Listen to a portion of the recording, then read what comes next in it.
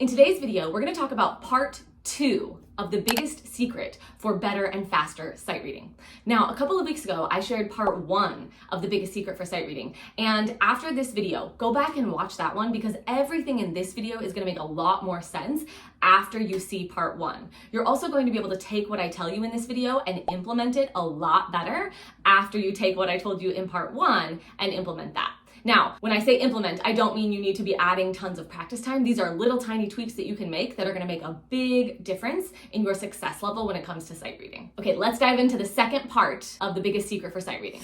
When you sight read, your brain has a lot of information to process all at the same time. I don't know about you, but when I open up a piece of music, sometimes it can be a little bit overwhelming just to see all of the notes, all of the symbols, everything on the page. And when you're sight reading, you're trying to play it as well as possible on the very first try.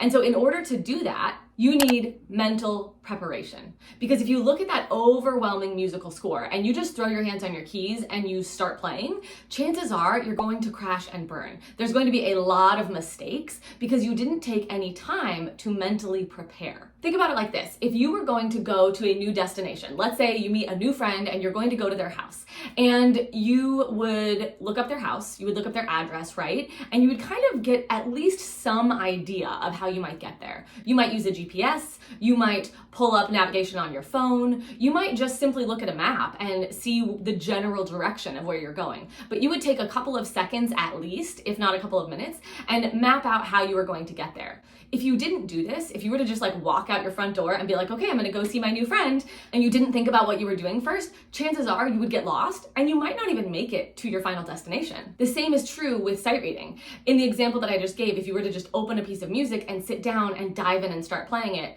chances are you're going to get lost and you're probably not going to make it to your final destination. You need that mental preparation. If you take a few minutes, and I usually recommend at least 5 minutes, to look through the piece and dive in and start to recognize what's going on in the piece before you even put your hands on the keys, your success rate with sight reading is going to be significantly higher. So let's talk about what that looks like. When you open up a piece of music to sight read, I want you to be a detective, okay? You are going to search the music for anything that you can recognize. You're not going to put your hands on the keys yet. You're going to look for rhythmic patterns. You're going to look for melodic patterns, sections of the music that repeat. You're going to look for potential spots in the music that you know might be difficult or might cause you issues. So things like fingering changes or a hand position changes, or maybe there's some symbols in the music that you don't even know what they mean and you need to spend a minute looking them up. When you dive in and you put on your detective hat and you start to look through the music before you put your hands on the keys,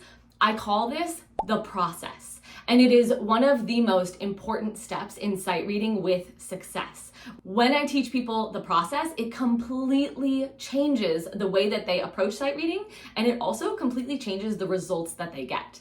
Now, there are a couple more parts of the process. I go over these 2 additional steps in my Secrets to Sight Reading digital course. This is a course that I designed for adult piano players that want to take their sight reading skills to the next level. My favorite thing about this course is that when I designed it, it was really just to help you with your sight reading skills. But improving your sight reading skills and going through that process of trying to get better at sight reading actually touches on a lot of other things in your music study as well. It makes you a better performer. It helps you with performance anxiety. It helps you with getting into the flow of just playing through pieces musically.